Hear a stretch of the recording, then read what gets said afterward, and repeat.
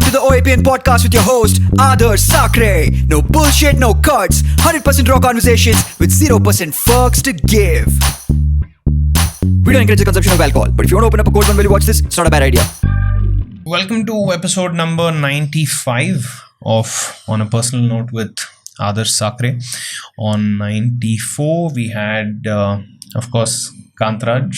Oh, He was here this morning. wow. So, in fact, before Kantraj left, he gave his regards for you. Oh, And, I told him if he stayed back for another half an hour, he would probably gosh. met you as well. But anyway. There's an embarrassing secret about me and Kantaraj. We have never met each other. We've tried a lot. Oh, shit! So, yeah, we've tried a lot. We should have, We've tried to meet a lot, but unfortunately, Agila. But yeah, I'm glad that I'm following up some big footsteps. And there's another news for you, but we'll give him maybe after the episode. Okay. So anyway, Kantraj was here. We absolutely loved that story. Definitely an interview that, he's done many, but I guarantee you that this one was different. This one will hit different. And if you haven't checked it out, you should. We've, I think, already shown his face on camera, but let's say hi to Kiran Srinivas. Hi, Kiran. Namaskara. Hi. Namaskara. Hi. Thanks for coming in. No, my pleasure. Sorry for being a skeptic, but you've made me an optimist. I've ensured. Yeah, you've made me an optimist. Yeah. No, I think so. Basically, Kiran was like, "What will I add here that I need to come on?" Right, and that's really. He said, "Let's find out."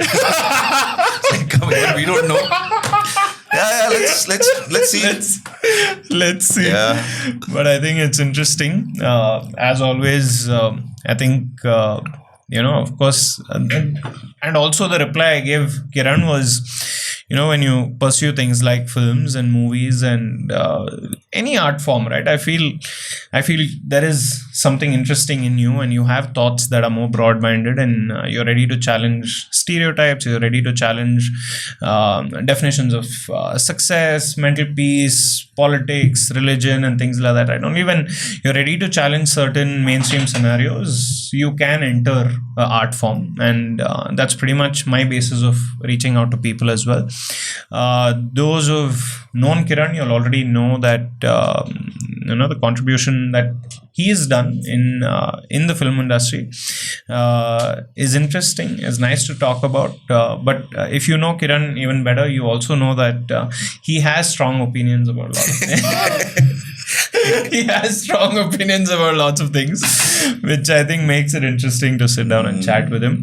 Now I know why I'm here. Not really. It's that. Don't even. I'm happy to be here for my strong opinions. I'm just kidding.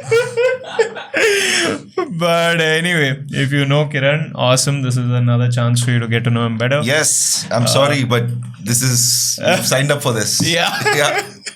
If you don't know Kiran and maybe you've just watched one of his movies, maybe this is also another chance for you to get. I'll tell you, there's a very good chance that audiences having watched my movie would be minimal. Okay. All right. This is a guess. Okay. I don't know your audience really well. Sure. They might surprise me. Let me know. Let us know. Yeah. But chances of them might have seen me in some ad film or some Are higher. or some web series are higher because I'm very aware that I'm not a box office theater puller, so I'm just being modest. It's not something to do with I'm just, it's a guess. I don't know. No, so that's okay. So taking a guess. That's what, I don't know your audience really that's well. What Kiran says. But yeah, welcome to the episode. I think it's going to be interesting. Welcome, Kiran. Thanks for making it again. How are things? Thank you. Things have been good. No complaints. What else can I add? Life's good. Life's been, like I said, no complaints.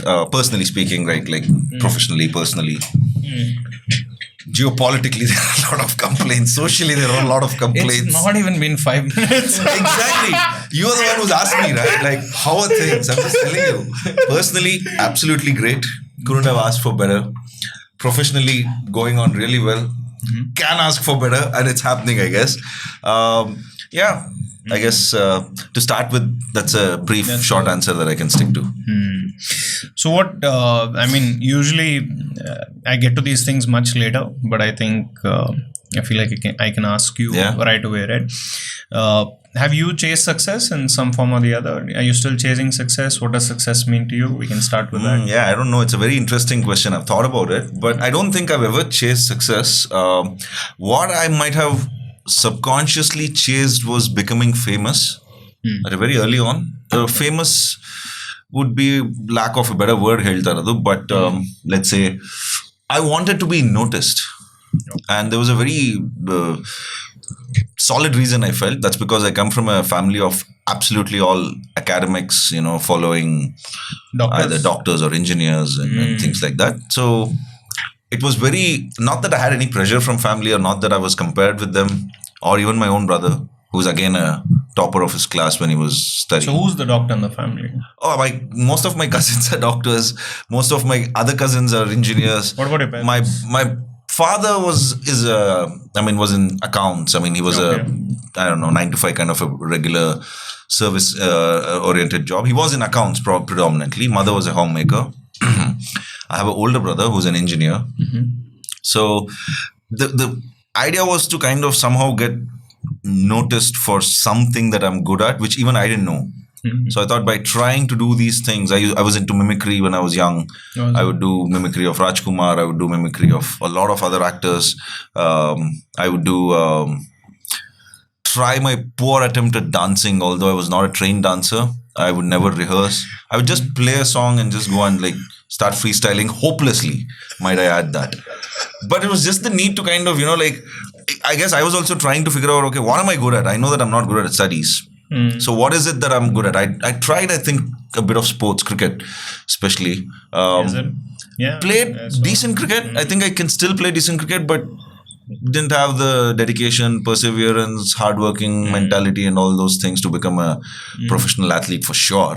There's no doubts in that. So not chasing success, but wanting to stand out maybe subconsciously made me do things which I can't, I don't know. I can't say how it happened, but yeah.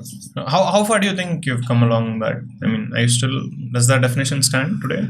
Yeah, as long as I get to do what I feel like doing, as long as I get paid for that. After I grew up, I realized that, hey, there's a thing called you get paid. You get paid.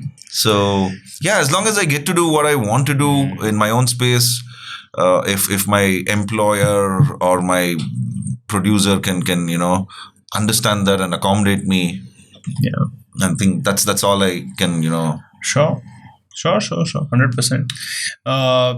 Don't mind me going back, but I'd definitely like to just ask you a few questions about school and things like that, just to get context. And like I said, right, more than the podcast, it's about meeting you, and we just want to get to know certain things about you. So you went to school in Bangalore? Yes, born, raised completely in Bangalore. I moved out of Bangalore till when I was 25. I'll come back to that. Okay. But grew up in Baswangudi. Okay. Wow. Education mostly in Baswangudi. College was Jayanagar. Okay. Lived my life in South Bangalore pretty much. Went to a private school in Baswangudi called the Kenmore. Iglu there though. What was it? It was, what is a private school? Private school as in it's not a government funded school, right? It's a... Okay. Oh, you're saying it's... Okay, got it. It's not a convent. It's not a convent, definitely. Okay, got it, okay. It's a private owned school. There are tons of them, right? Till till I came to 7th grade, I was in a private school. Okay. And after that, it was all government institutes, right? So all government aided schools, colleges, for everything. So schooling was interesting, especially primary. I think that's where I kind of, they say a lot. When you're growing up in those formative years where you form an opinion, because I had a very interesting, now, I don't know if you asked for it, but let me say this. So I grew up in a upper caste Brahmin household, right? So we were not pushed into, we were encouraged to go into RSS Shaka. Oh, wow. So I was a part of Shaka when I was in second, third, fourth, fifth kind of grades. But I was going to this private school which was owned by a Muslim family. Wow. And most of the students were Muslims because it was in a Muslim area. And most of my teachers were Muslims. So the Hindus or the others were the minority in the school. Oh, crazy. Right? Yeah. So my Kannada teacher was a Muslim, my maths teacher was a Muslim, my science teacher was a Muslim. So it was crazy. For me, I didn't know the binary or the dichotomy, right? So it was only in RSS they started telling me things about what had happened 800 years ago, 1,000 years ago, and kind of, you're a fragile kid with very opinion. You're getting loaded. Yeah, you're getting like, oh my God, did that happen? How?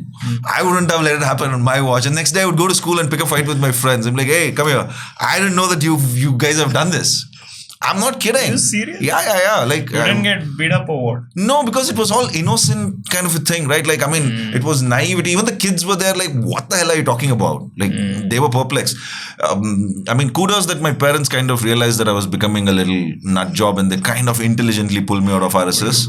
And they kind of got me, they're like, small kids go to RSS, big boys go and learn swimming. And I was like, oh, is it? I want to go learn swimming, you know? So, very, very...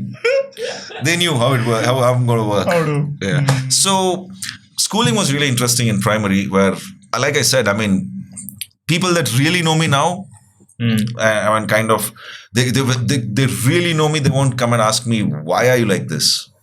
You know, why are you strongly opinionated against so many things? Because I come from that kind of a place. I didn't know these differences existed till a very later point. So that was that. Then I went to government high school, BHS, the Bangalore Higher Secondary School, which was first in Chamarajpet and then came to Jayanagar. That's near Vijaya College, South End. So 3 years there, absolutely did all the things that what normally people would do in college. Because we had 2 attendance structure in the school. We had 120 kids in one class and we had 7 sections. Wow, that's a lot of people. So, yeah, I mean, even if you're like, go missing, nobody knows. All boys, no girls. Oh, shit. All boys, right? So we had 2 attendance cultures. So first half on the attendance total and second half was another one. So we'd give the first half, walk out for cricket or NCC or I was in all sorts of club in high school. Although I was in singing club. I was not a trained singer. I didn't know anything about singing. I was in maths club. I was weakest in math. I was in science club, I was in biology club, I was in NCC. I tried to get into scouts, but they said either NCC or scout. I was like, okay, let me stick to NCC. I tried to get into the Coco team, volleyball, anything that could get me out of classroom. Like I was like, sign me up. So high school was like that, right? So we would just get out, I started going to Brigade Road in 8th standard. Can you imagine? Wow. Like Brigade Road, Church Street was 8th, 9th, where we would put on a pullover, take our cycle and go there. Act like college kids. Very courageous, huh? Very courageous. Or brazen stupidity, but you know, there's a thin line, I guess. But what I'm trying to say is, by the time I came to high school and finished my high school, I'd mostly experienced college thing. Like bunking, going out, lying at home, nobody would know, giving proxy attendances or getting proxy attendances. Those kind of things, right? Like, even if we couldn't get out of the school, we would go and hang out in the terrace of the school. So that was I mean, did lots of safe, nothing crazy, and no smoking or no drinking or none of those things. Just Monday. That started much later. Post education. In fact, Indian education system need to be thanked because I didn't touch any of the vices while I was in schools and colleges. That's good, no? Yeah, man. I feel like kudos. Yeah, I was never motivated to go there. You know, I was just happy in sports like playing cricket or being part of NCC or doing something. You know, it was just that was very like uncool. You know, if you know what I mean. It was like. Who wants to smoke? I think the only stupid thing we would have done is have Coke or Pepsi or some things like that. True. I agree. Similar scenes for me as well. But did you study in Bangalore as well? Yeah, I went to Germains. Okay. So I went to Germains, then Joseph's. Oh, Joseph's. Yeah, stayed in. Okay, man. Like we would all look up to you guys. Like, damn, we would pass in front of Joseph's like one day. Not sure when, but we would like one day. Of course, going to Joseph's, we have sweet memories in college because we would go and play either, I think it was Spiel or Centenary. Which was your... it was called... the Spiel? Which degree or PU? It was both. We played Equinox was there. Okay, then not Equinox. We had maybe Equinox also 1 year. Equinox and was Spiel. PUC. Spiel is the sports. Yeah. Spiel is sports. So we would participate in Spiel is tournaments still every strong. year. Yeah, It's still strong, is it? Still Yeah. strong. I think we had come very close to winning it 1 year. And, Okay. and yeah. Yeah. So Joseph, so shit. There's a difference between close to winning and winning it. I know. Sorry. But Josephs weren't in the finals, by the way. Oh, you didn't know this? Like, dude, back then, I don't know now. So I'm talking about the era of 2003 to 2006-07. So the top team in Bangalore, entire Bangalore city, were 3 top teams, right? Jain College, BHS, which was our college, and Presidency. Wow. So these 3 were the top 3 teams. And then you had MES Kishore Kendras and you had other college, maybe Joseph. Yeah, sorry to say, but they were like, I don't know, Not relinquishing. I don't know about now, but like Joseph, I don't think we've ever played a final with Joseph. Okay. At least in our times. I don't know about now. Sure. Yeah. Back then, Jain College was this Manchester City, man. Like they would just go buy every player. Yeah. Oh. Yeah, Real Madrid, Manchester City. Like anybody who's playing good cricket or anything in sport, they had this really good sports director called Shankar sir. So what he would do is just go and offer them, come to our college, no fees, we'll give you attendance, do what the fuck ever you want. I mean, play your sport, right? Like play your sport and bring accolades to college. That's it. And everybody would go there. Robin went there, Manish went there. Who else I remember going there? A lot of swimmers. I remember, I think Nisha Millet went there if I'm not wrong. Is it? Wow. Yeah. Because that was the only college where you had a sporting director. Sure. Where there's like, whatever said and done, there might be a crazy bunch of other things that they might have done. But this was something that I think they were bang on. Nisha Millet hasn't been responding to us. I'm not sure. I think she was there. Who else was there? A lot of Jain College prodigies, I remember. No worries. Let's move on to few other topics post college. So just going back to this fame bit, people you need for people to know you. So in college, were you part of theatre? School, etc. Stage. Yeah, school. Everything was in school. Like I said, whatever I experienced in college, I did it in school, high school. Okay. So I was part of theatre, I was part of singing, I was part of drama. So there was this cultural exposure all through. I would do comparing, I would go to debate clubs and go to schools, other schools to compete, although I knew nothing about the debate topic. You would just go. I mean, like, get out of classrooms, right? That's nice. So I remember in 8th or 9th grade where all boys school, there was a school day event happening and there was a song Dil Se, which was Jia Jale, the song. Okay. And they needed a female. All boys, where are they going to find? I'm like, fine, dress me up. So they draped a sari to me and I was like... Do you have a picture? I don't. Those days, come on, this was 2000. Seriously? This was 99 or 2000. Who would click pictures back then, right? I'm sure the school might have it, but I'm not too keen to go find it. Not that I'd be embarrassed. I'd be happy. I'd be like, yeah, I've done this shit, But yeah, all those experience with stage, opening up, drama, theatre, everything was in school. College, I barely went to college. Just played cricket for college. Made friends for life in college who are still my friends. Apart from that, I would go to college, never to classrooms. Just got it. Do basic things. So post college, what was the plan? I don't know. I freaked out of college. Right at that time, the movie Laksh had released. Okay. We all watched it and like, oh damn! Even we have to think about our life, man. Like we watched the movie and we're like, it's an existential crisis, not just for the character, even for us. Yeah. What are we doing? Very real. Yeah, very real. You remember that time, extremely right? Like real. Farhan Akhtar came and slapped us across our faces. 100%. We were all chilling, watching Dil Chahta. Man, Goa. Yeah. This is life. And then Laksh comes and we're like, shit, what is my Laksh? You've never thought about it. I had seriously thought of getting into military. I was like, well, I'm useless. I'm good for nothing. Let me just go and try that. But luckily I didn't. And, I somehow... But yeah, I mean, post-college, it was a lot of... You took up a job? No, I never worked. Never worked. Never had the courage. How does that work in a family of... They were crazier than me, right? To allow me to do that. Yeah, that's what I'm saying. But how did they... too much love for you or they were like... No, they were very realist. They were like... I mean, no point in forcing. It. Yeah, they understood. Like, they were Amir Khan to my Tare Zameen Pe days back then itself. Like they knew was problem hai isme. I'm not even kidding. Like I was dyslexic. I watched Tare Zameen Pe and I was like, damn. My parents also like we knew it. We knew there was something wrong with you, but now it makes sense. I was borderline dyslexic, you know. Wow. Okay. I would confuse alphabets, mirror images, and all those things. So, of course, family, everybody would be plus 85, 90 kind of grades, right? So my mother would put maybe a tinge of pressure, saying if you put an effort, you might get 80s, you might get close to 90s, you know, just try kind of a thing. Father was very realist. He would be like, listen, you're not going to get it. No comparisons between Never. you and your brother? Never. School, it used to happen because we used to go to the same school. The teachers would be like, oh shit, you're his brother. Where's your brother? But at home, no. Maybe some distant relative would bring it up saying in some social or family gathering like, oh, his grades are so good. Why isn't? But none of my parents did. Both of them, they were like, they didn't give two rats ass. In fact, my father would come and tell me, listen, you're not 85, 90 material, so don't even stress about it, right? What you're good at is 60.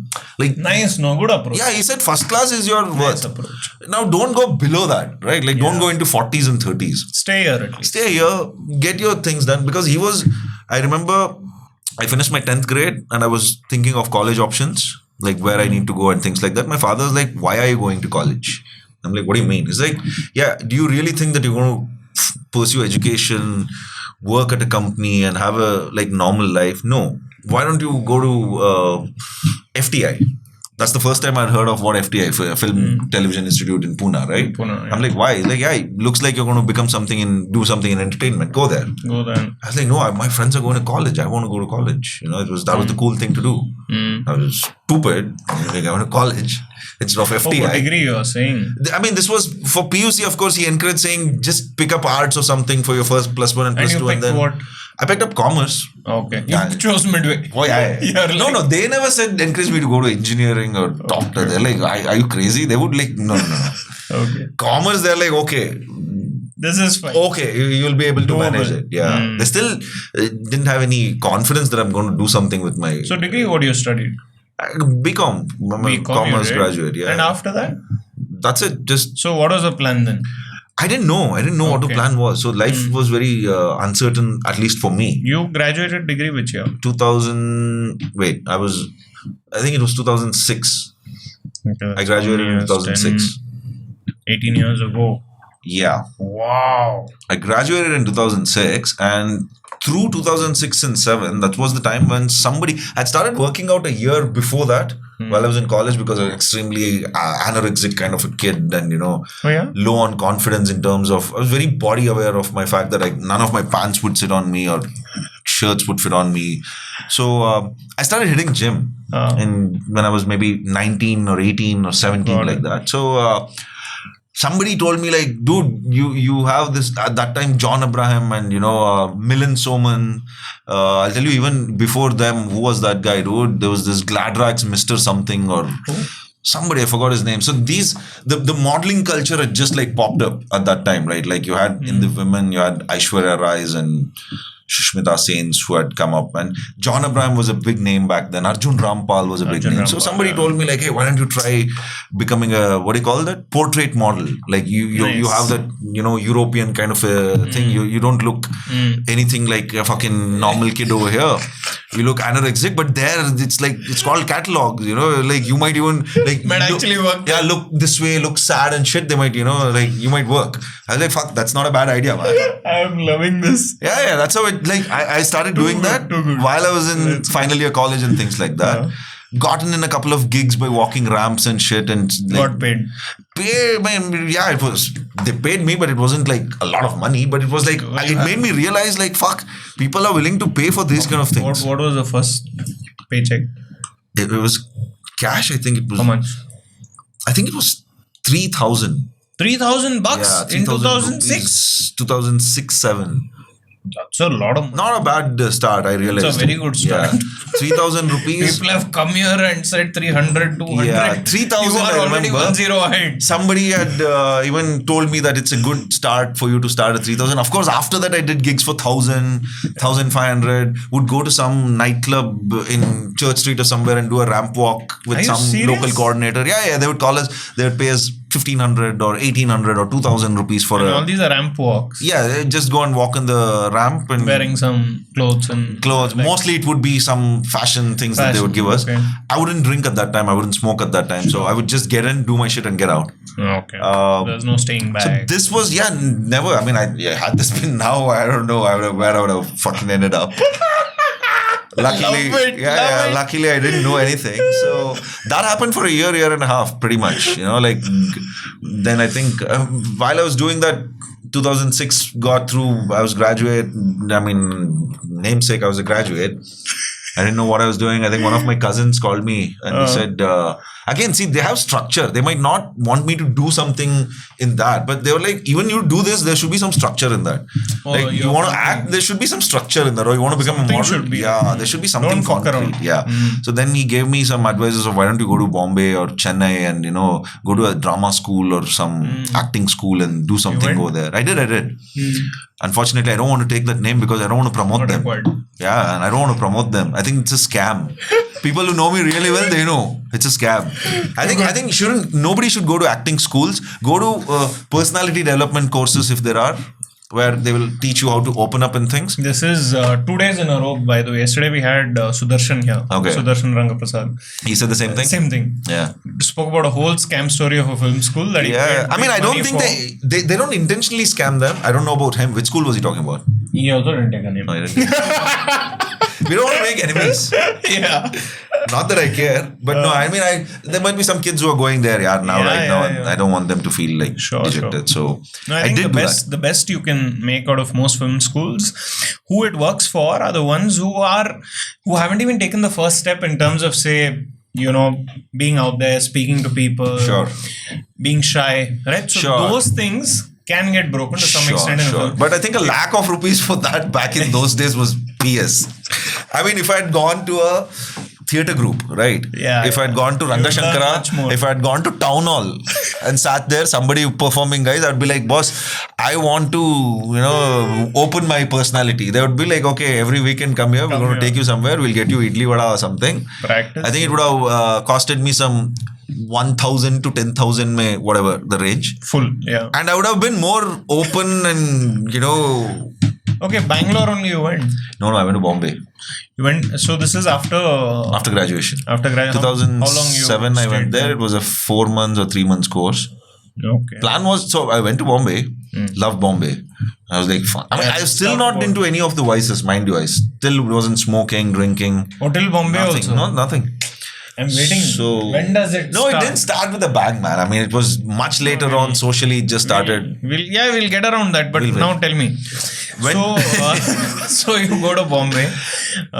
You take up this course. You realize nothing much happens. No, I didn't realize it then. I thought something big's going to happen. I've realized this in the last 5-6 years. Okay. At that point, you're like, fuck, I'm doing something meaningful and all that. Something is going to come out of this. I think week into the class, I realized there must be so many students who are coming in to try and doing this. So I was being a realist. I was like, let me try to understand what I can and be a realist, like see how it goes. So idea was, Bombay was fascinating. I love the culture. It was a cultural shock going from Baswangudi to Bombay, right? Crazy shock that is. Unbelievable. City definitely doesn't sleep. Nobody cares where you come from, what you do, who you are. No gender. Zero. Nothing. Pressure. Yeah. So I wanted to stay back after the course. So I told my parents also like, hey, listen, I'm going to finish this course. I'm going to continue staying in some PG or hostel. I'll find something nominal. And I want to stay here for a year or two. And I'm sure I can find some work over here and I can figure a way out from here. Pick up my acting. They said, cool. So I finished the course. I came back to Bangalore just to say, I don't know. I mean, I finished the course. The tickets was booked to come back to Bangalore. So I said, I'll pack up my things and go back. In that gap of 2 weeks, somebody auditioned me for some ad. I did that ad. And that ad was released in the next 2-3 weeks or something. And a Kannada film director who wanted to start his film saw the ad and he called me. So it was all like happened in a span of a month and a half or something. Pure luck, right? Like the course worked. Yeah. The only way the course would have worked was that no, it didn't work. I swear it didn't work. Okay. I've thought really hard about it. Did it work? No, it didn't. It didn't. But yeah, so then I met them and they said, hey, listen, we are this big team that we had done a previously landmark film in Kannada. The previous year had come out, and so the writer was the film's writer, the DOP, the cinematographer was the writers, the producers, everything, like the music director, the lyricist. So I was like, I didn't even think about it, right? Like I said, obviously I have to do this. There is no two ways about it. So did that. I don't know, that eventually made me do another 6 or 8 other Kannada films. Yeah, So you got that first film. I got a first break. I got a pretty decent break from my first film. Yeah. Like musically, it was recognized. A lot of songs became. Which year was this? 2008. And then between 2008 and 11, I wasn't sure what I was doing, but I was acting, I guess. And a lot of ads in the middle. Few ads. Movies. Like I would do a. What paid more at that point, ads or movies? I don't know. I mean, I think payment-wise was not the issue. The issue was I wasn't like finding my feet in it, right? Like I was doing something. Floating. Like I was like, it was hustling. So I was hustled here, then I'm hustling here, but it's not taking me anywhere. Yeah. The kind of films that were being made at that time, also in Kannada, I was not connecting with them. I felt I was looking at films where I could play a shaded character, where by definition I was not a good or a bad guy, but those kind of things. But very few of those kind of films were written back then or even now in Kannada when you're talking about nuances of a character, right? Yeah. So I just felt very out of place. Okay, fine. Yeah, I mean, I was like, I wasn't heartbroken or not anything. Really connecting with it. Yeah, I was like, I mean, I was meeting wonderful people, directors, producers. They would offer me a nice NRI return where the girl would leave me at the engagement and marry the hero. I did those things, right? I did in a few of those films. That was your stereotype. Yeah, I became an NRI, I became a doctor. I was like, like foreign return. That would be the trademark thing, like foreign return. So I did go out to a couple of filmmakers whom I found really interesting and intriguing, who are making really raw films, films that I kind of really like to watch. And I asked them, and they're like, but culturally you don't look like you're from here. We don't know how to kind of fit you in this. They were very honest. Right? They said, I don't know you. I don't know, how you are. So I kind of write these dark stories and dark subjects. So I don't know where I can fit you in. And then I kept thinking, I'm like, okay, what do I do now? So at that time, I remember Ram Gopal Verma had already made Company with Vivek Oberoi. And he had already made his first film, which was, after that was, which was his first film, Vivek Oberoi's? Satya. No, Satya came second. Company was his first film. Yeah. So I watched Company and I was like, damn, these are the kind of films I want to be a part of. Gangster, raw. Like Anurag Kashyap was the precursor, right? Like, Ram Gopal Verma was the precursor. Precursor to Anurag or anybody. Yeah. I mean, you look at the kind of, I'm just going to step a little aside because I'm a big RGV fan. Sure. Right. So look at the directors he has churned out, right? There is Anurag, of course, you talk about him. There's Sriram Raghavan. There is Shimit Amen, who did Chak De. There is Nikhil Advani, who's come out from his school. There is Imtiaz Ali, who's come out from his school. So that guy was a maverick at that time. I still think that he's one of the best filmmakers India has ever seen, period. Difficult to beat.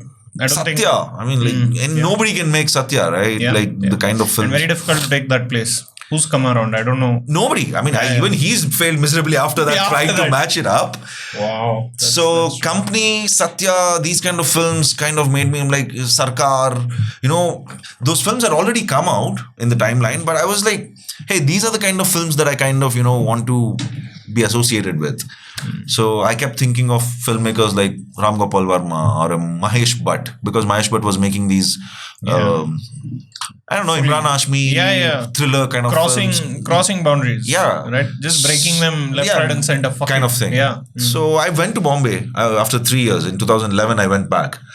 Oh, so you stayed here for those 3 years? 3 years I was here, and then 2011, I just said one day, I was like, you know what? None of the work that's coming me is interesting. I didn't have any money. I didn't have any savings. I didn't have any luxury. But the only thing I had was a parent or a couple of parents who were secure in their life. Yeah. So they had their retirement things planned out for them. Sorted out. You got to sort yourself. Yeah, they were not expecting me to look after them at that point. Yeah. My brother was doing his own thing. He was already started working. So I just said, I'm going to go and start afresh, because I realized I had not even gone and auditioned to get a film in Kannada, right? So it was just somebody asked me to work in it, and I just worked, and I was like, damn, I mean, it was so easy for me to get a film. So I went to Bombay and kind of started from scratch, like would stand in lines and do auditions and things like that. How's your Hindi? Pretty good, yeah. Yeah? Oh, wow. Okay. It improved over years for sure, because initially it was, didn't know that I had an accent issue. It used to be strong South Indian. मैं आता हूँ, तुम क्या, struggle those, those the struggles would have, but definitely significantly improved a lot now, where I can converse very fluently in Hindi. So yeah, I mean, that's where I think the real grind started in 2011. I was 26. So went there and completely started doing everything from the beginning, and kind of understood, this is what I wanted to do. Slowly understood I want to act, I want to be a part of the films, the storytelling. So yeah, the Bombay journey kind of put me back. Where did it take off? Where did it take off? The Bombay journey after you went back. So a year into my Bombay's life, or just before a year's mark, I got picked up for 24. Anil Kapoor was remaking that. You know, I watched 24 so intently at the time, and this was pretty early 2012. 2012, yeah, 2012 it was. And really, to think of it now, man, one of a kind. Yeah. Fucking respect for colors shot up. Yeah. Because nobody was doing that, right? It was like colors went for what web series are trying now. Exactly. A decade ahead, color, and I don't know what's with colors now. I'm not too updated, but at that point, I'm like, man, if there's a channel that's gonna change things, it's colors. Absolutely. 24 was mind. So I had seen the original, right? My brother was a big fan of the original series, so I had seen that. Yeah. So when I got to know that they were auditioning for that, I wanted to go and audition for that. How was it getting that? Great. I mean, it was a proper, I had to grind for the process. They wanted to cast me, try me for 2-3 roles. It kind of kept switching. It was a couple of months kind of an ordeal. So that was the first break. Kudos to the entire team kind of believing and backing in me. Although I was there for the first 6 or 7 episodes, that's it. Yeah. I get killed. But that was the first break. That kind of made me, I don't know, myself reassure that, okay, I'm not kidding. You know, I'm not fooling something. Like, maybe there's something. Varna Anil Kapoor ghanta mujhe kaam dega. Because he was the producer, right? Yeah. One of the leads, Neil, right? Yeah, Neil Bopalan. Man, I love him. He was just starting off at that point. Yeah. You know, he had done a bunch of gigs by then, but this was his first major break. What an artist. You're right, actually. Like the 24 did what the web space is doing now, because there was an ensemble of so many good actors. Yeah. So many good actors. Seeing him come alive in that character, it was like written, just written for him, and I have no idea how that adrenaline that he would have felt playing that role, right? Beautiful time. Abhinay Dio was the director, the guy who had made Dilly Belly. Oh, is it? Okay. So he directed that with what's his name? The director of New York. No, not the director, writer of New York. Okay. And a couple of other big films. So, somewhere it must have felt great, right? Like working on sets of... You just felt like, okay, I'm not kidding. Arrived. Not arrived, but it kind of made me feel like, okay, there is work over here. There are people who are kind of... Because I played a psychotic, coke snorting, women abusing, this hit job kind of a guy. Nobody would even dare to imagine me in that, put me in that space in Kannada. So I felt like, okay. Imagine him doing that role. I don't know, nobody's writing it. It was crazy for me. Then after that, Channel V and MTV were still on, and they were doing a bit of youth-centric shows. So they did a show called Panch. Yes. Right? So that kind of picked on, and what was supposed to be a 1 month gig went on for 6 months. Okay. So again... Good recognition there? more than recognition, I was kind of getting diverse roles, right? Like I wasn't getting recognized as an actor. I was getting recognized as the characters that I was playing. Lovely. So people would be like, who's that fucking drug addict who's played in that? Or who's that fucking maniac who's Sanki kaun tha wo usme? You know, that's how people would kind of have a recall value. It's like, oh, fucking that wo Charsi tha wo usme, usko bulao. So I started realizing, okay, people are looking at me in a complete different lens over here. Then they're not looking at me as an NRI, who's come here as a doctor or something. They're looking at me as a fucking despicable human being, which was quite diverse for me. Superb. So I started doing that. In between, I was still getting Kannada films. I still get to work on Kannada films. I'm still I haven't abandoned ship in that. But it would be a diverse contradiction, right? Because I would be playing here a nice sweet boy, like a nice. That's what's working, no? And I would come and tell them, I'm like, dude, I'm fucking playing this character over there. They're like, Nimmunna Atarana. Yars are notar Nimmunna. I'm like, fuck, no, it's something else. A different person there. Yeah, and they would be like, double life. Shocked.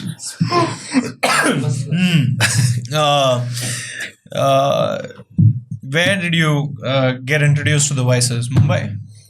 Not really. I think it was Bangalore itself. Is it? What vice have you purely enjoyed till date? Recreationally speaking, Love it. I like wine. Let's start the episode. Yeah. All this is. I like wine. I like beer. Beer is my thing. Apart from that, I'm not a big smoker. Yeah. No natural. Occasionally. No natural stuff. No, I don't mind. Yeah. Here or there. It's good. Yeah, I mean, because we are in this profession, it's not a cultural shock, Allah. Like, it's not, of course. It's everywhere. It's everywhere. But I've tried them. Okay. There is no. I wouldn't promote them. I wouldn't endorse them. Of course. But I wouldn't, tell. I mean, it's people up to them. Yeah. Want to do it? Don't want to do it? Be aware of what you're doing. It. Sure. Just know your things. That's all. Yeah. So all those things, I mean, started in Bangalore itself. So Bangalore kind of broke the ice, but Mumbai must have been stronger though. I guess it could have been, but I was in this zone of finding work, finding myself out. So I was not into partying much. I wouldn't go out. Fucking rentals were so high in Bombay. First couple of months. So you never caught anyone snorting powders in Mumbai? I didn't luckily get into that kind of a social circle, but of course, I mean. Were you aware? Of course. I mean, it's. I know people who would do that, right? So, I was just lucky to not indulge in that part of the group. Yeah. Dude, first 2 months of Bombay, trust me, I would go. It's a cultural shock. There would be pubs right below our apartments, so we would just go down, sit there. Like you don't even need to try. People will come and talk to you, and then after a point, the moment you say you're from Bangalore, there is a soft corner. Like, oh my God, South. Back then, they were like, oh, Bangalore, such a nice thing. I don't know about now how Bombay people look at Bangaloreans, but back then. Just because you're from Bangalore, they would be like, oh, they were interested in you. Oh, is it? And then you would end up pub hopping, meeting new people, drinking and sleeping at 4 or 5 in the morning. Yeah, and then you get up. Like in Bangalore, if you want to snooze, you put an alarm at 7:30, you get up, you snooze. Maximum you get up at 9:30 again. 100%, yeah. Bombay, you get up 7:30, you snooze, you open your eyes, it's fucking 2 o'clock in the afternoon. Oh, because you slept that late also. Right, and it's crazy fast. The city is unbelievably fast, right? So I would get up, I'd be like, okay, let me brush my teeth, have a cup of coffee, and then do my work. And it's 5 o'clock. Like, what? It was 2 o'clock, like 5 minutes back. And then I'm like, okay, 5 o'clock, let me go out and do some things. Like sunlight is there, where I think go outside, come back, it's 8:30. And then that cycle would go on. You would go to another nightclub, sleep, and then I realized, shit, this is not why I'm here. Yeah. I'm like, what am I even doing? Like going to nightclubs, going to meeting different people, doing house parties and, all sorts of stupid things. Like juvenile stupid things. Playing Antakshari with people that I don't even fucking know. Like drunk, playing Antakshari, dumb charades. I'm like, what the fuck am I doing? Yeah. And I think 2 months into it, I realized, okay, Bombay is shit expensive to be doing all these things. So just buckled my shit. Never partied much. I've never been to be honest, if not for this profession, I think I'm an introvert. Yeah, right? I agree. It's just I think you enjoyed. Yeah, this profession kind of makes me talk about all I those don't think you things. need any of it. No, I don't. I think you're pretty sorted. You with Juju or Jiju? I forgot Juju. the name. Juju. Okay, sorry. Welcome. I think you with Juju, Yeah. you're pretty sorted. Yeah. So post that punch, what was the next? Yeah, just bunch of things kept happening with. There was a UTV Binda show that was called Zindagi Wins, which was loosely a remake of Grey's Anatomy. Oh, That was produced by UTV, so I did that. Then these, you know how these finite, or how do I say, like for example, have you watched Black Mirror? I love it. So in Black Mirror, each episode is a different story, right? Of course. So there was these channels like Zing, UTV Bindas, Trying MTV channel, their all luck these guys. Yeah. So all those guys were doing these kind of things where they had a program which would have each episode would be a different story. It was about drugs, it was about sex, it was about money, it was about sports, anything that was popular or in the cultural thing, because they were doing those things which mainstream TV couldn't do. Which couldn't, yeah. So I did a bunch of those things. Then what else did I do? I'm just thinking. No worries. I'm still just Did a couple of indie films in Hindi.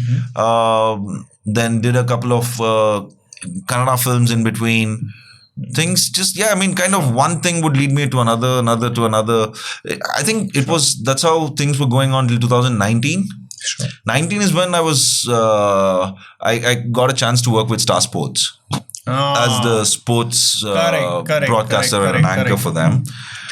Was that something you kind of chased? In a way, because I played cricket, because I enjoyed it, I kind of thought, like, I used to envy Harsha Bogle and Ravi Shastri and those guys. I'm like, fuck man, the guys are like going to UK, West Indies, South Africa, Australia, and like talking about the games and getting paid. It really kicked me when I watched the IPL and started following Gaurav Kapoor, who would come and host the show. There was, I think, Samir Kochar was another guy. Kochar, right? I used to bump into Samir Kochar in a gym and I would be like, hey, listen, I want to become that. How do I do that? And being a nice guy, he was like, hey, that's not how it works, It's like, you need to work things. And he would obviously tell me, like, why don't you go and do some minor league and some tennis ball cricket tournament and things like that. I was like, fuck, who's going to do that? Fuck that. I get me. Even before that, I used to go to, there was office of 10 Sports. Back then there was 10 Sports. There was Neo Sports. Yeah. Right. So I used to go to their offices, write to them, call them, and I'm like, hey, I want to become a sports anchor. Like, I'm good at cricket. And they'll be like, yeah, fuck off, kind of a thing. Or write to some email address or something. So in 2019, when Star Sports Kannada, they were starting like full-fledged Kannada channel. So they got in touch and they're like, hey, listen, we're looking to do this. I'm like, yeah, fuck. Fine, I'm on. Let's do it. Let's do it. So they started off with IPL. They said, we're going to try with IPL and see how it goes.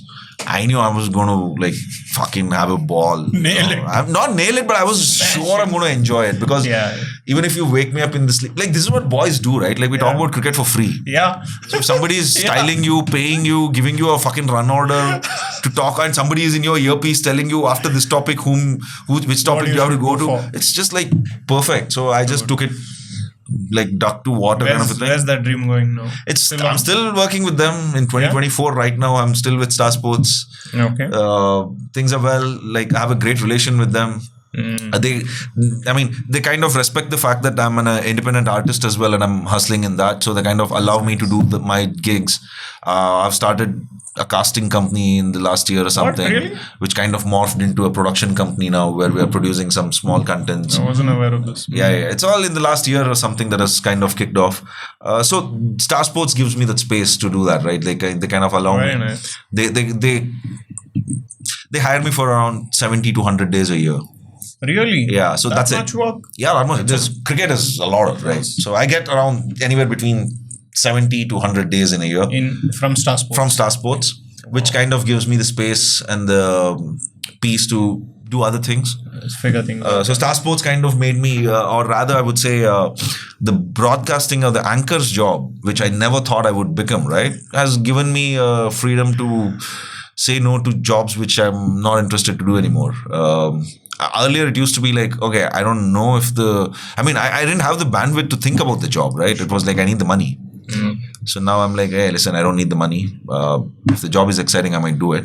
But if the job is not exciting, you're not like too pressured to do it. So that kind of helped it. So 2024, I'm still kind of going on strong with them. Thanks for letting us in on the career front. Maybe we'll touch upon a few other topics. You're good? Comfortable? Yeah. Up to you guys. Definitely As long as get you're into not encroaching your place for too long. No, of course not. How was getting married for you? I don't know, man. I mean, I feel people make a lot of things about marriage. I feel like I was one of that as well. I was for a long point. I was very, very anti-marriage, and this wasn't a very recent fad. Like I remember in college days onwards, I'd be like, "Fuck no marriage," right? Like I would never get married. So what changed? What changed was the idea that what I was told about marriage was not right, or was not like something that I should accept, right? Like, because for us, what we would see is, I would see a lot of couples around me, even young couples who would fall in love, get married and fight a lot. I mean, you could see, right? Like they're being nice in front of you. And you know that. And I mean, there's tension, there's massive, there's these like snarking comments coming out. Like the guy would say something, or the girl would say something, the guy would say something nasty, or the girl would say something nasty. So I just felt, I mean, I saw that in a very variety of social circle, right? So I kept thinking, fuck, if this is the definition, then I don't want it. I don't want to be a part of this, right? Like I don't want to find somebody really nice and attractive, and then get into this phase with the same person. Why get toxic with? So it remained the same till I met Hita. Even when I met her, I wasn't like convinced that I'm going to get married or something. It's just that I found her pretty. What's the word I would use? I found her really. Just be careful. No. Not that way. I'm just trying to use the right word in terms of, because it's a very tricky one, right? Like she made me. There was not a point when I met her the first few times when we would hang out. We were working on a film, so that's how we would meet. Although we weren't even cast opposite each other. She was cast with another actor, and I didn't have an actor in the film. Like I was like female cast. No, nobody cast opposite me. So it was during that time, filming that time, I would find. I could find the space where I felt like I didn't have to put up a show to be in front of her. Like I can say whatever I'm feeling like saying. I can do whatever I want to without filters. And she didn't have an issue with it. Or she didn't care. Okay. So, I mean, I knew that she cared about me, but she didn't care about these things. Opinions. And I never tried to put it happens, right? Like if you meet the opposite gender for the first few times, you always try to put your best foot forward. You wouldn't want to show your vulnerable side. But here I felt like she didn't care. She didn't care like what I'm doing or what I do. That kind of made me feel very comfortable around her. And apparently I gave her the same feeling same sort of feeling. So we stayed in touch for on and off a year and a half, where we would just be friends. I mean, I was in Bombay back then and she was here still. Sure. We finished working on the film. The film came out and left and nobody knew. But we remained friends, of course, along with another couple of cast members. So it's just that I knew that at that time she was looking to get married. At her place, they were trying to find her a suitable groom, and she would tell me like, "Fuck, this is such an nasty business of meeting grooms online and registering yourself. It's such a violation kind of a thing, right?" So we would talk, and I kind of sense that like, listen, you're not cut out for these kind of things. You're not going to be happy with somebody you're going to find on a matrimonial website or things like that. So it just went on for a while.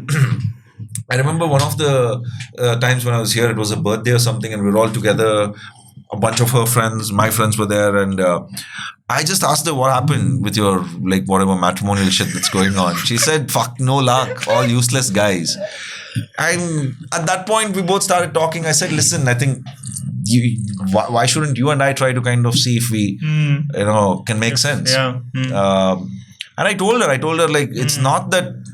If you hadn't come across, I would have gone and found somebody and gotten married, and or it's not even I was looking for it, or even if you say no, like I'm not going to go find somebody else now. There are good chances if you say no, I'm just going to go do whatever I'm doing. It's just that by accident or whatever we've come across each other, we've like realized that there are a lot of things. So that's how, and marriage for me has been that. It's been lots of ups and a lot more downs, right? So it's those kind of things. Like, I lived 10 years of my life alone. So it was going to be a challenge for me to live with a partner. Yeah. I didn't live with my parents for 10 years. I didn't live with anybody. I didn't have a roommate or a flatmate. So there were lots of challenges which we don't think about. But there were so many unbelievably good memories, which, again, you didn't think about. Those things would happen. So for me, if you ask me how marriage life has been, it's been... Nothing drastic has changed in my life, apart from the fact... In fact, that means that's the most amazing thing, no? Right. Which is why he said, let's get married. Because you don't want it to change. I have changed maybe slightly in terms of... I wouldn't use the term change. I've become a little more disciplined in certain ways because I have a bit of responsibility now towards my partner, towards her family. And those things are, again, very vague, right? Nobody defines that. So a little bit of responsibility, a little bit of discipline is what has come into my life. Apart from that, I'm still the same guy. I still sleep in late. I still wake up late. I'm still messy at home. I still don't take showers for 2 days if I'm at home, not going out anywhere. I'm still most of those things. So yeah. It's nice. Yeah, I think it's a good way to define the type of partner look at, right? Like what usually happens is it feels like this pivot, which is what scares us, right? That marriage is like a pivot that after that everything needs to, it's like a U-turn. Yeah, which is, or a 90-degree turn. Yeah. You have to completely do something which you don't want to do, right? If you do it, then it might feel not so natural. Maybe you've put out, like you said, you've put out a very different impression. Yeah. And then you got to live up to that. And I think we're all like victims of being fed into this. I recently came across this phenomena called romanticization of love. Yeah. So that started 400 years back. Your Romeo, Juliet, Shakespeare, Laila, Majnu. Before that, nobody spoke about one for another. It was more of a social construct, right? Like, oh, I need to look after this. You need to look after that. Let's get together and look after this. There's housing, there's health, there's family, there's travel, there's food. There are a lot of things. So I think it makes sense to kind of keep it simple. There was another couple of things that when I got married, some people told me, right? Like, oh, you should never go to bed angry. Or let's talk about this shit. I want to slap the shit out of that if somebody comes and tell me that. Oh, like I don't get it. I'm pissed off. I'd rather go fucking... Yeah, I'll sleep pissed off. Tomorrow I won't care. And now why will I solve it? Fuck. I might fucking leave the house if I try to solve for it now. We would fight till 4 a.m. just to make sure that we resolve and go to bed. One day I said, you know what? This is BS. Because I've fought with my brother, I've fought with my mother, I've fought with my father, I've fought with my close friends, and I've gone to bed without resolving it. The next day when I woken up, 99.99% of the time I don't even remember what the fuck the fight was about. So why the fuck should I sit there? Am I cursing a lot? No. Okay. It's a podcast. Yeah, exactly. Fuck someone. But I'm just saying that these kind of unrealistic things we need to be careful about. Yeah. So I tell people, like, if you're married, if you're going to fight, it's okay. You don't have to resolve it and go to bed. Just go to bed. If you wake up in the morning and if you still have that lingering thought, then talk and resolve it. If you don't, fucking move on. Yeah. You know, so either misconstruct, a lot of things are there, right? So it's all about unlearning those things. Yeah. There is a perfect somebody out there for perfect somebody. What? How?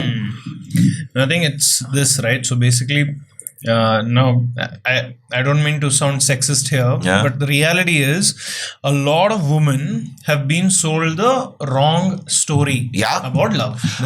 But again, I agree with you, but we have to go a little further ahead because these women are victims of patriarchy, which they themselves are promoting now, right? So I meet a lot of girls who, for them, they want a Kabir Singh kind of a guy in their life, right? They want the animal kind of a guy. They want somebody to show them that, listen, and that's love for them. Now, where does it come from? It's come from generations of patriarchy, generations of, they would have seen their great-grandmothers to grandmothers to mothers to aunts. The way do the love same was thing. expressed was, right? They want the same. Yeah. So, I mean, you're absolutely right. A lot of these things needs to be unlearned. Yeah.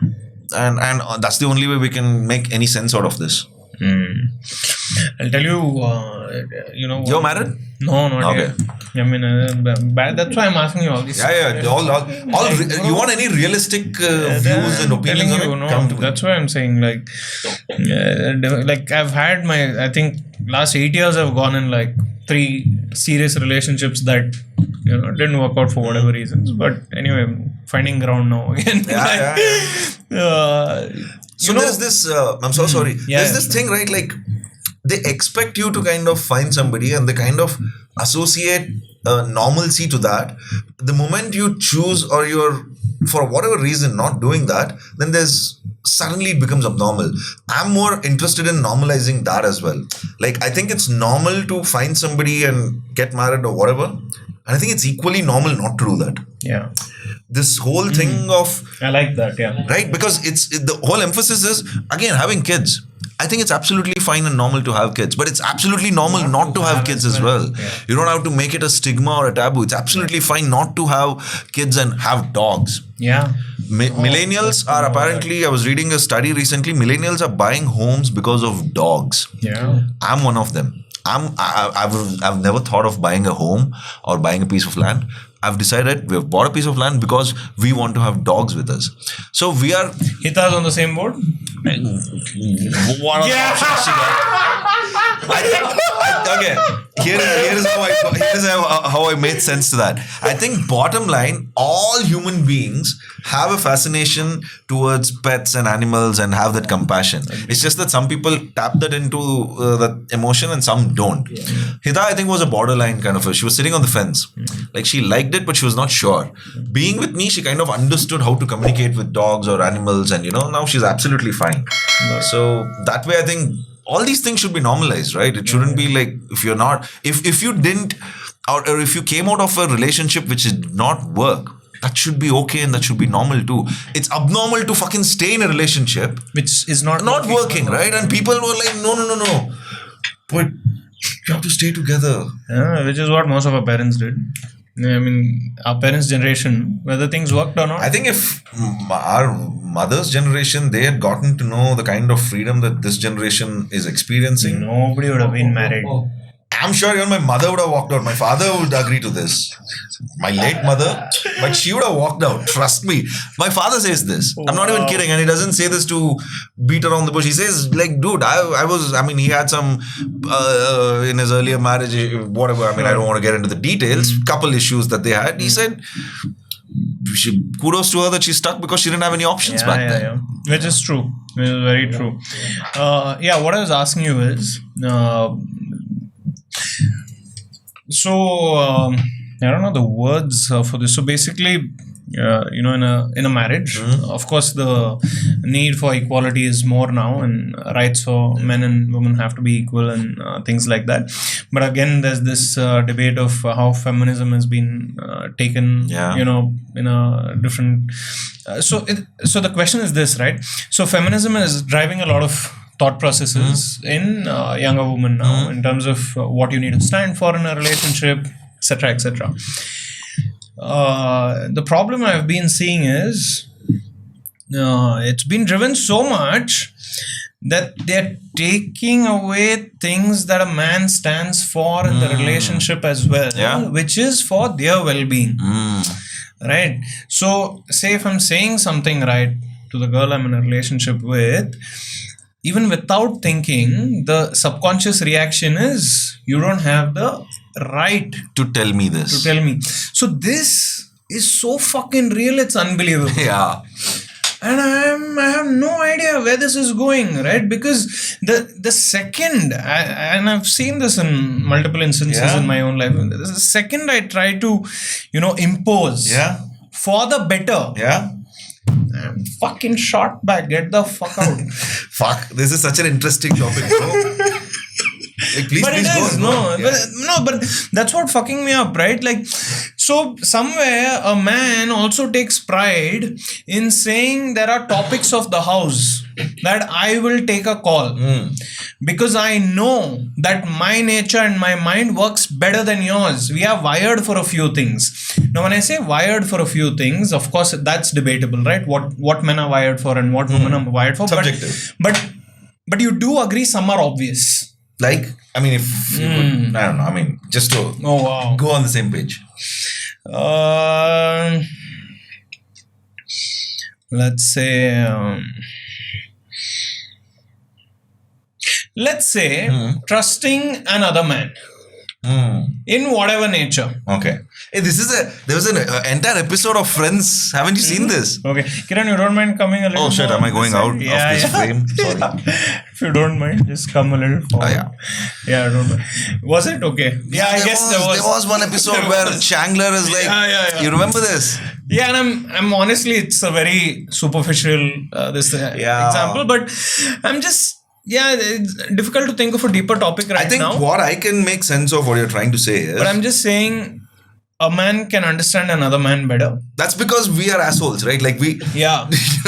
one asshole knows how another asshole thinks. But I still think it's a cop-out. It's Like, a I used to- cop-out on what? Our end. Yeah, like I used to, for a large point, I used to tell women that I would date or girls that I was involved with, right? I would tell them, every man on the face of this earth is an asshole. Okay. Like every. If you think that, yeah, that's true, but my boyfriend or my partner is not, then you're fooling yourself. The difference is that if you got an asshole or if you got an honest asshole. This was my weird philosophical belief for a long period of time, which I don't endorse anymore. Right? What I've come to understand is, look, we're different. There is no doubt. Women and men, we are different in terms of how we think. Biologically, we're different. We're made different. We are X chromosome, Y chromosome. It kind of clearly defines. I think how men are wired are that if something comes to us, like if somebody comes and says something to us, our immediate response is to, if it's a crisis, to give a solution. Okay. Like for example, 100%. he came in and you asked him, why the fuck are you late? He said, oh, I was coming in this, ring road, I got fucked. First thing you will say is, why did you take that ring road at this time? You know that there's fucking, why are you saying that? Because you travel in that ring road a lot. It's experience, it's muscle memory. Now, women think differently. With feminism, what has come to a point now is there is feminism and there is toxic feminism. Feminism is about equal rights. 100%. Toxic feminism is, I can do better than man. This is the issue. Right. So there is toxic feminism, just like how there is toxic masculinity. We'll change the battery. So where did we? Toxic feminism, right? Yeah. I think most of it kind of. I'll give you one example about that. Yeah. So a man wants to take out his woman and wants to pay for the bill. Boss, that is a form of showing love, no, Kiran? So you can. I think there is nothing wrong in that. No, isn't it beautiful that a man wants to buy you a meal and that is almost looked down as disrespect? See, I think what could be defined is, if in the relationship, right, let's pick specific to a relationship. If in the relationship, if your partner is okay with you paying, if she in this situation has no problem, I think that's fine. Some third person shouldn't have a problem with that, right? Now, the second thing is, if your partner has a problem, then you need to understand why that your partner could have a problem. Is it got to do something with just the superficial fact of giving money, or is it something deep rooted about something else which is kind of triggering them? Triggering this. Or it could be like, hey, listen, in this relationship, I understand that we have to be very, give space to each other and give it kind of in an equal ecosystem. So there could be a time where we split the bill. There could be a time where you pay it. There could be a time where I pay it. I think defining that could be solving a lot of problems. 100%. But that's what, to have these conversations. Yeah. Chance to meet. Yeah, see, with what has happened, I felt with feminism, what has happened is a lot of women, like I'm an ally to feminists, right? What does that mean? I want women who are fighting for the equal rights. To subscribe to that. I want to support them, stand by them. But what has happened in the last 10, maybe 15 years or 20 years in this space is a lot of women who already had these rights, who are never subjected to anti-feminist standards or hurdles, have suddenly started being the voice and the champions of feminism. For example, if I'm sorry. I mean, she might have a strong opinion on it, but if somebody like a Kareena Kapoor or a Sonam Kapoor and says that I understand feminism and I'm standing for that, and I think it's just naive on part of them, right? Because what are feminists fighting for? Opportunity to work, opportunity to educate themselves, opportunity to stand equal pay, shoulder to shoulder with men, not being discriminated by those things. Tell me, when was Kareena Kapoor or Sonam Kapoor? Did they ever face that challenge? Face that. Yeah, that's the problem. They can still be allies. Yeah. Right? They can still be allies. They can't be the faces of the movement. You can't snatch that movement away. And then people will look at that and say, oh, look at feminism. But that's not feminism. That's not feminism. Right? So do this another exercise, right? Like, ask the women in your life right now, whoever, your viewers, whoever's watching, ask the women that you have grown up with, that you have known, that you absolutely trust. Ask them these 5 or 6 questions and ask them if they have been subjected to any of them in their growing up years. Trust me, either it will be all of them that they would have been subjected to, or most of them, or worst case, half of them. Now, what are these questions? Ask them if they were ever been groped in public without consent. Ask them if they were ever pinched, if they were ever stalked, if they were ever flashed, if somebody masturbated looking at them, if in a public place somebody abused them, somebody kind of threw lewd comments at them for the kind of clothes that they were wearing. Ask these questions and trust me, it'll be either mostly yes, like every box would be ticked by most women. Right. So now these women, when they talk about feminism, they are talking about a society where none of these things exist. As a guy, I don't know what it is to be stalked. I don't know what it is. Do you know? Do you know? Like a girl following you home? I'm sure it happens. I'm not saying girls can't be stalkers or girl can't be abusers or girl can't be sexual violators or offenders. But let's look at the data, what we have, and look at the chances of what's happening, right? So I feel when we talk about feminism, it's for us very important. And when I say us, people who have the privilege and the education to think about what exactly is the feminist agenda. Because the feminist agenda, if you ask me, is fighting for equal rights. Anybody who says anything other than that is using this to kind of up their own for something personal else, something. Yeah. Oh, wow. That was nice. Yeah, I mean... Look, I think men have had a heads up for roughly 60,000 years. Right? Yeah, I don't think we should feel ashamed for that. I don't think we should be embarrassed about that. I don't think we should feel gutted about that. But what we can do is understand about that, learn about that, so that in the future, we are not responsible for that. So I was watching this recently of Trevor Noah's stand-up bit where he talks about German tour that he has done recently.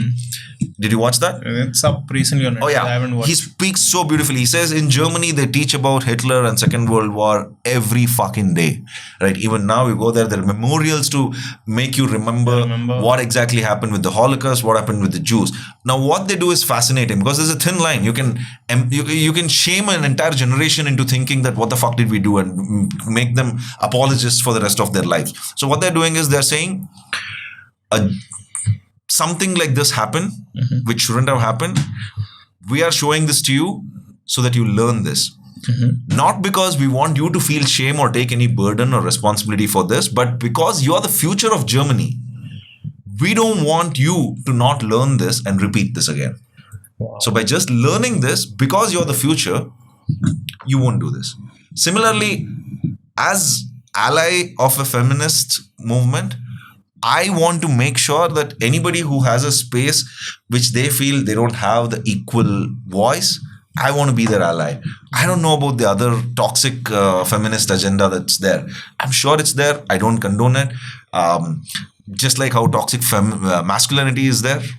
Like it's something that's hard to get rid of. True. Thanks for that. Thanks for sharing it openly and very, very articulate about it, man. I mean, unbelievable. I was privileged to grow up with really strong women around me. So my mother was extremely strong, opinionated, and she would tell as it is mostly. My best friend in college, that she's still my best friend now. She was a big influence in my life. I grew up with mostly Seema, yeah. No, I do my research. Wow, yeah. See, I'll ask her to watch this. So, women have played a strong role in kind of shaping me up. Sure. A couple of past relationships have helped me in terms of how I shape my. Thanks to them. thing. Definitely, everyone's played a big role. Yeah. You don't just learn these things. No, you don't. It's the women in your life that teach you Absolutely, about it. absolutely. To become a better man. Like, A strong woman will always raise a secure man, right? Like, or rather, a strong woman will always encourage men to be secure. I feel, at least in my personal secure, experience. at least aware. Aware, yeah. At least in my Secure. experience. And just moving on to something more closer to your heart, you have a pet, you're a pet lover. I don't have a pet. So Juju is my close friend's kid, but But at home? I don't, because I was living in Bombay for all this while and we couldn't have a pet there. We would foster a lot of dogs in Bombay. We would we would be foster home for so many dogs. Even in Bangalore, we're doing the same. We're fostering, and at the same time, we're sitting for a lot of our friends have dogs. Sure. So we keep telling them, wherever you're going, just drop the dog to us and go. So that's how I got him today, because they had to go out there, drop me, and I asked That's you. too sweet. So he just came. So yeah, dogs. I've always wanted a dog since I was a kid. But because we are travel, you're... No, when we were a kid, affording a dog or having a dog at home was not a practical thing, right? So, of course, there were street dogs which I would grow up with, feed them. My mom was absolutely fine with that. My parents, of course, were encouraging in terms of having compassion to animals. Now I really want to, rescue strays. But at this point, it's a bit too much because we don't have a space to accommodate all these dogs if we rescue. So we're building something for ourselves away from Bangalore. Hopefully that'll take shape and we'll be able to do a lot more in terms of rescuing and having pets. I remember the story of when certain political leaders come into a city or there's a big Rally or something. thing happening. There have been times, right? Crazy brutality for Dogs, yeah. Dogs. It happened. Okay, yeah. Sorry, go ahead. That's why I didn't get into specifics of things. But and I want to be honest to you about this, right? And I know how you feel about it. I didn't grow up being sensitive to these things. Most of us don't. So when I see not just you, right, people who are sensitive about it and who speak so strongly about it on social media, I start to think, am I like a bad person? Because I didn't grow up being that sensitive. Of course, now I'm understanding why and why you all take that stand and why it's so close to your heart and things like that. But it goes back to these topics nobody spoke about. I think culturally we don't think about it, right? Yeah. You're right. Because I think if you're kids, you take a baby which is like 6 months or 8 months or 5 months, put it in front of a dog or even a lion, they won't twitch because they don't know what fear is. Yeah. We teach them fear when we will, oh, careful, that'll come and bite you. Oh, don't leave it. The kids start developing that through that. So, belita, what happens is that because you use the right word, we're not sensitized to these topics. We don't have pets, that's fine. But even if we see a stray, they're like, oh, careful, So, there's some sort of fear amongst us. Sure, there have been stories where a dog has bitten somebody for whatever reasons, right? Like, I feel no matter what the story or the situation is, there will be a human responsible for the dog biting, right? So that could be proven, like broken down with math and proven how it is. If you see a group of stray dogs being aggressive in an area, trust me, go and do a bit of homework over there. There'll be a mutton or a chicken stall close by. They would be disposing a lot of these flesh to these dogs, which they're not exposed to otherwise. They would have gotten exposed to blood and meat. And then that would have made them more aware of these things. And when that kind of would have been deprived from them or something, they would go on other avenues to find the same thing. Now, I'm saying all these things because I was privileged enough to understand about dogs. My parents were cool enough for me to be okay with dogs around, although we didn't have a dog at home. But I think it becomes that much more important. Even before the podcast started, I was talking about the football team that had done, Sure. So we need some sort of grand gesture like that from people who are influencers in our country. Because I think a lot of people will get influenced. If tomorrow Virat Kohli or an MS Dhoni comes and says, rescue that stray in your street, trust me, I don't think we'll have strays left in India. So along with that, we need somebody to touch upon the topic that you said, which is sensitizing a generation, young kids, getting them used to the fact that you tell a kid where chicken comes from, and trust me, that kid will not eat meat in his life. Yeah. We weren't told. We were taken to KFCs and made to eat that. We weren't told where it's coming from. Yeah. You know, if they're told, you look at the chicken over there, they're going to cut it, fry it, and give it to you. Trust me, a kid with conscience will say, I don't want to eat it. I don't want to eat it. It's the same. So you're a non-vegetarian? I am a non-vegetarian. I'm a non-vegetarian predominantly. I'm on the verge of quitting that as well, because I'm not a big meat consumer. I didn't eat meat till I was 16, 18 or 19, like that. I don't have a diet where I eat meat regularly, kind of a thing. Eggs sometimes. I like chicken, but I think there are enough substitutions for chicken now as well. Yeah. So I quit non-veg and alcohol like 6 months ago. Okay. Both in. I think vegetarianism is the need of the hour. What a life, man. Trust me. I always encourage people to take that up. I haven't done that, but I would definitely. I think I can do it, right? Because I eat only chicken. I don't eat anything else. I mean, I eat. I mean, I used to, and I still sometimes occasionally eat beef. I eat sometimes mutton, but my main staple food is chicken. So going back to it, I realized there are so many alternative, equally tasty options to that. 100%. So I don't need to. But yeah, that's something. Again, see, all these things when we were kids, if we are told. So there's this rule, right, for kids. You're not allowed to vote. You're not allowed to get married. You're not allowed to drink, smoke, or have sex till you're 18. Why? Why? You guys are kids. Why? Why do you think you're not allowed to do that till you're 18? It's not responsible. Right? You're not responsible. You're not aware. There could be a lot of. You're immature. You're right. You're absolutely right. You've used the word. You're immature. Now, I don't understand if they can have these parameters for all these things and say that your maturity levels aren't up there and you can't take a call in this, and then since birth indoctrinate you to religion. Oh, love it. Tell a kid. Right? Get a kid into this world. I challenge you. Get a kid into this world till it's 18. Don't introduce that kid to any religion. Any religion. Don't talk about any religion till 18. On the 18th birthday, give him Hindu, Muslim, Christian, Sikh, Jew, all the religions, and say pick one. Trust me, they'll say no thank you. They'll say no thank you. And the reason is? The reason is they've used their mind rationally and logically all this life. They weren't told to don't ask this question because I'm telling you. They weren't told to you should go to this temple and do this, or you should go to this mosque, or you should go to this church and do this. No questions asked. Right? So the moment you ask a human being to suspend their ability to think, that's what makes us human being. We have come this far because of our ability to think. The moment you tell a generation or a human being to say, don't think, you're killing that person's specialness, Wow. So I think I completely agree. Yeah, I mean, there is no way non-vegetarian people, you tell kids that this is what meat comes from. Trust me, at least 9 kids out of 10 will say, I don't want to eat meat. Yeah. No, I love the this example that you gave about religion. Oh, I borrowed that from the great Javed Akhtar. It's beautiful. I follow him a lot, so he speaks so much of sense. Yeah. And I've basically had to, so double work for me, right? For the last decade, I've consciously had to unlearn what I feel about religion. Same here. Now I've come into a point where I'm able to keep the religions here. A lot of people come and tell me, one day something will happen. I'm a self-proclaimed atheist, right? I'm not even sitting on the fence. I am.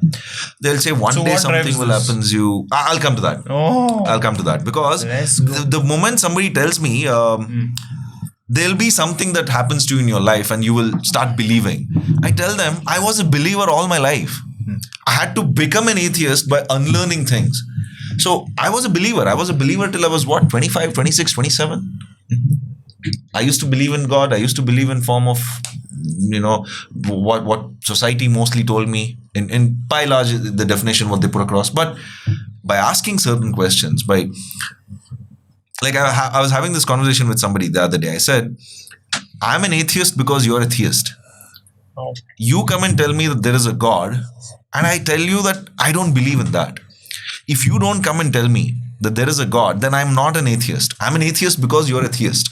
Similarly, does anybody come and tell people around that there is a flying hippopotamus, or there is mermaids, or there's a unicorn, or there's a fire-breathing dragon? Nobody says that.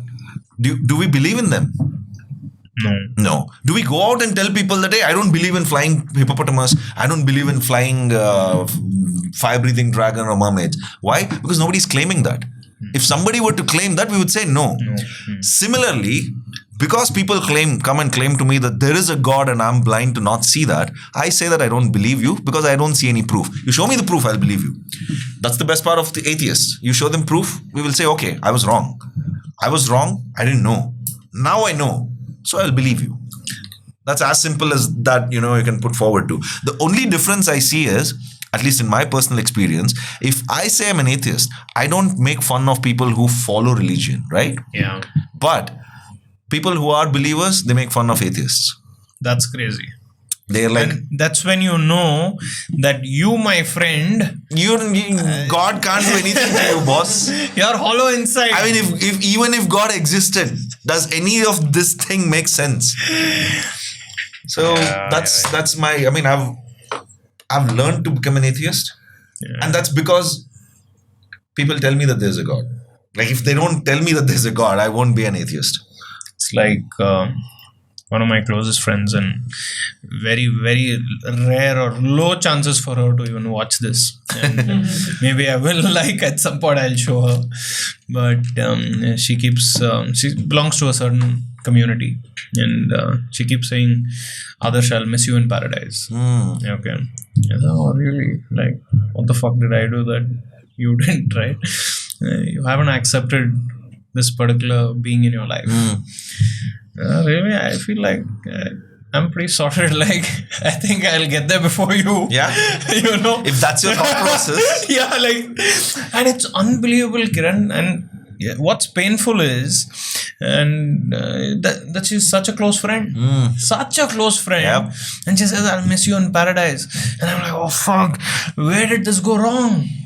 Where did you fall? Where did we, And then I realized that her whole circle is like that. Yeah. This is the interesting about believers, right? So any religious believer, hardcore, I'm talking about, not the ones who are there for more of philosophical reasons or more of, cultural kind of thing. I'm talking about the ones who are hardliners. The ones who say paradise or whatever.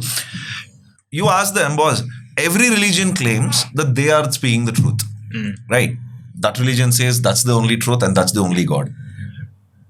So you're saying yours the only truth and you're the only God, right? Which is true. This person, whichever that person belongs to, that person will say, I'm true, the rest are false. Everybody says this, right? They'll say that my God is true, the rest, all the gods and religions are wrong. Everybody will say the same thing. I'm talking about the hardliners. I tell them, I just don't believe in one more God. That's all.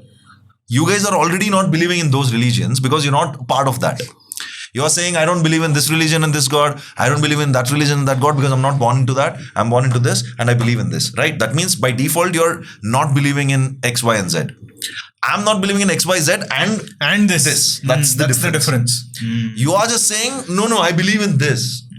So there is, levels of thing to get into insanity. Let me put it that way. Yeah. Because, which other profession? I've seen enough. My very good cousin brother of mine is a psychiatrist, a criminal psychiatrist, right? So if you go and tell people, tomorrow I get up, I commit this guy's, I stab him to death, police will come and arrest me. They'll be like, why did you do this? I just tell them, in my dream, God came and he told me that this guy is a fucking devil, psychopath, demon. Kill him. I killed him. What will happen to me is that they will prosecute me and put me behind bars. In a developed country, maybe they'll put me into an insane asylum and tell me that, fuck, this guy is cuckoo. Now change that to God, right? I get up and go and place my idol in some worship place. The next day, people come and ask me why I did this. Police come. I say, God came in my dream and he said, place my idol over there. 25 years down the lane, that's become one of the biggest landmark historic occasion in our country. Now, which is which we need to figure out. Because if you ask me, both are mentally insane. Lovely. I love it. Like I can say the same thing, right? Like, boss, like I can say Adarsh, Ram came in my dream. I'm taking the Lord's name, right? Lord Ram came in my dream and he told me, Adarsh is Ravan. Kill him. And you will do well for the next 10,000 years. Pretty true. Ravan was a pretty cool guy himself. If we look at different versions of Mahabharata, that's I'm sorry, Ramayana. But no, what I'm saying is religious people often tend to elevate towards insanity. Yeah. Right? Because They lose ground. I can look, if we are in a war zone right now where there's bombs being bombarded at us, we have no food, no guns, no way to get out, and then we pray for God, I can understand that because we have no option but that faith. Now we are like, okay, fuck it, please help me. I can understand that.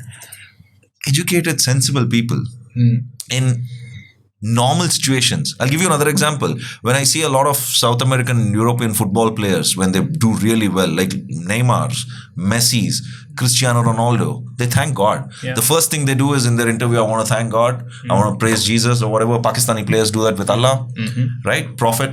I don't want to take that away from them. I'm like, great. But I want to tell them that, boss, without your hard work, without your perseverance, without your determination, why aren't you giving credit to that first? Say thank God. I'm not saying that. But don't say that's the first thing. Because a young kid watching will think, I need blessings to play well. I don't need to work hard. I don't need to fucking quit sleep. If Messi or Ronaldo or Neymar says that I fucking quit sleep, quit eating food, quit having fun for 10 years to become a professional footballer, of course God was kind to me, then people will take that message. But the first moment they say, God has been kind, I've been special, all thanks to God, people will be like, I need to be good. That's the answer. That's the answer. You need to be chosen one or you're not going to be good enough. You said you're an atheist, right? I think I have a better word for atheist. Oh yeah? I just thought of it. You tell me what you think please. about it. A better word is when someone asks, what are you? An atheist, this, that. I think it's better to say I'm curious. Atheists are curious. Nice. Yeah, you're right.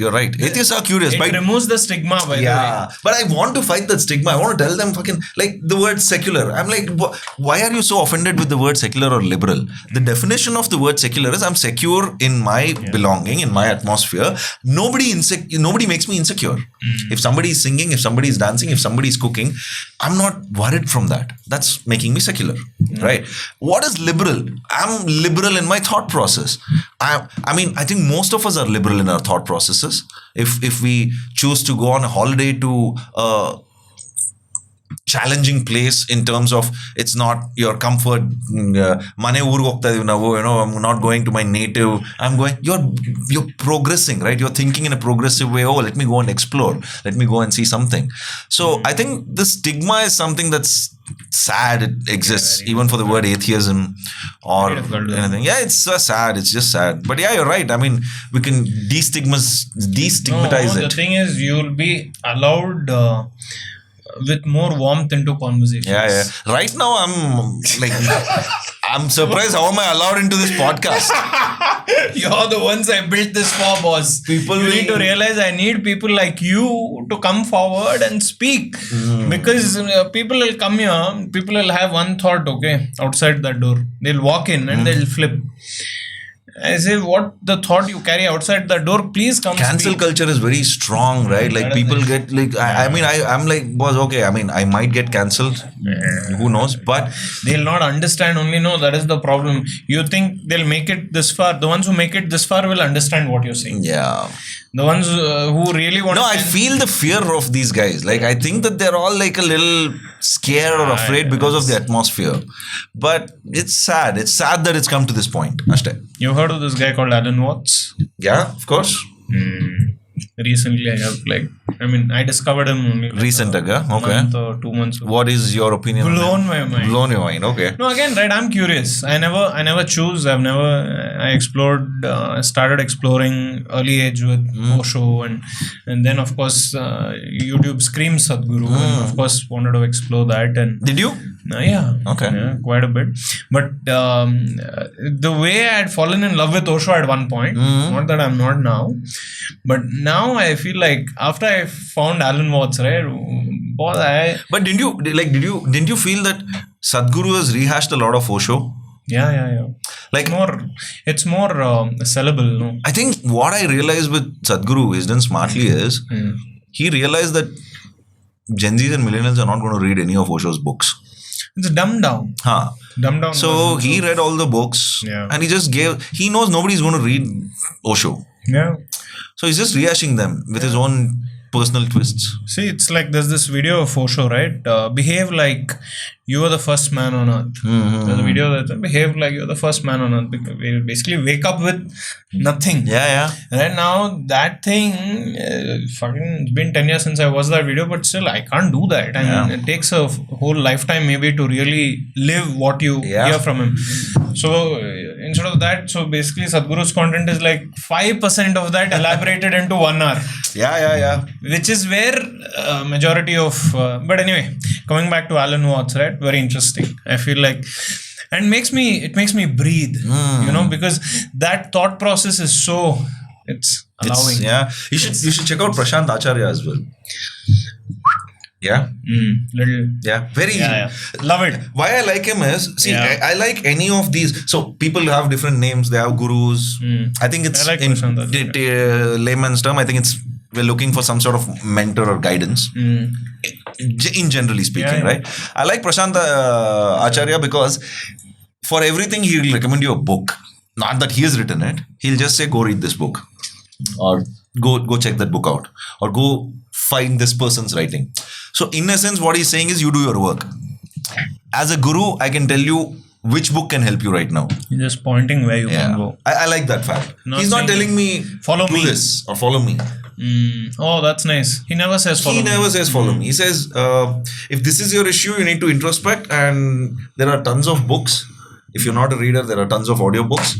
So please don't go behind new gurus for their mantras, because there are enough literature out there which has been written in the last 2000 years. There is enough out there. You don't need a new age guru to come and tell you how to save soil or how to save earth and all those crap. If he really wanted to save all those things, he wouldn't be on his diesel powered bike going on globe trotting and becoming an influencer. Wow. So I think we have to be very careful in this age of fake gurus, right? Because it's very easy. I mean, tomorrow anybody can become one fake guru. We saw what happened with Nityananda. I mean, as much as we all laughed, we kind of made him popular as well. Yeah. It's scary that he's popular. Scary that it's popular. It's safe to say you're left wing. I think I'm center left. Not exactly left. I'm more of centrist. Right? I mean, you're confident about that? I'm very confident. I'm leaning left for sure. Yeah. Because I'm not leaning right. I think the leaning left is because of what has unfolded with being right. I think I grew up in a very conservative household, but we were not extremely conservative. So there is a difference, right? Like extremism is what I have a problem with. Even with left, extreme left, I can't stand them. I can't stand extreme right as well. No, that's what I'm saying. The leaning left is more of a reaction. Yeah. To the extreme of the right. That's what I'm saying. Right? So it's that kind of a, for me, I feel, see, as Indians, all of us have two thought processes in our head, especially. Let's stick to males because we are men and I can speak strictly for men. I think as guys, there are two guys here, we are here. In our head, there are always two line of thoughts. One is the risk taker, the other one is safe player. Okay. Right? The risk taker is always thinking about breaking the ceiling, thinking out of the box, doing something, not giving a fuck about the world. The safe player is always about what will happen? What will be the reactions to this be? Am I breaking something over here? Will family ties be severed? What will happen? All those sort of ifs and buts. I think that's that's India for me. This constant fight between adverse cultural thought process and breaking the ceiling or thinking outside the box. The clash of these two thought process is what we are, I feel. And in other words, if I want to put it across, conservative, rigid ideas versus Buddha is what we are. Like till Buddha came in, we were going in one direction. A lot of people say that, Buddha is a part of the same branch of Hindu. I'll just laugh at them. It's not. It's completely different, right? Because what was Buddhism's first teaching? He said ahimsa. Where do you sell ahimsa? Where there is himsa. Yeah. Or else you wouldn't go. If there is already ahimsa, will you go and sell ahimsa? Where there is himsa, you'll go and sell ahimsa. Where there is a cell phone, you will go and sell a SIM card. If there is no cell phone, you will not sell a SIM card. So I feel this liberal thought that we have of breaking the ceiling is Buddha in us, telling us to fuck the world, do what makes you happy, what you want to do, break the traditional molds, go ahead and do it. That's the Ambedkar thinking, that's the Periyar thinking, that's your Buddha thinking. And on the other side is your conservative thoughts like, am I breaking my religion? Am I breaking my caste? Am I breaking my family's values? Am I breaking tradition? I think this constant fight is what is the result where we are. Because of where we are born. Yeah. Kiran, when we start this podcast, the vision we have had is that, we start with a 10-year vision, right? We said every nice individual we meet, over 10 years, we want to interview that person at least, say, 5-6 times. And somewhere along the line, after a decade, we want to make like a documentary out of those 5-6 episodes, right? And this is a huge vision, right? Because you're basically the 95th person. And I have this dream for every person that I meet, right? That 10 years down the line, I want us to be a platform where we make that piece of magic, because it's also 10 years of growth for that person. And this is also the reason I said I wanted to speak to you, because I can't get everything here. I can't get everyone on this episode, right?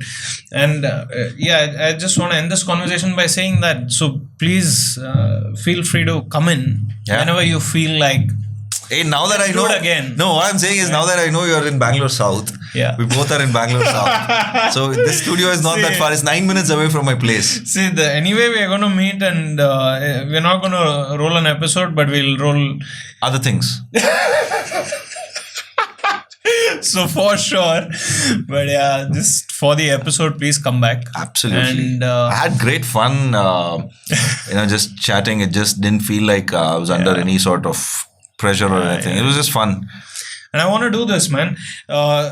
Please realize that this is what drives us to keep going.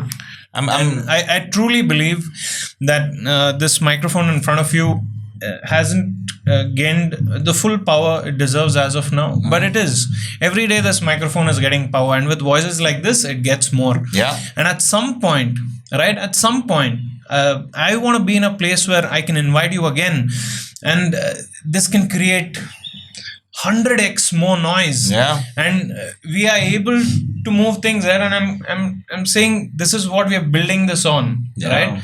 And this is why I called you here.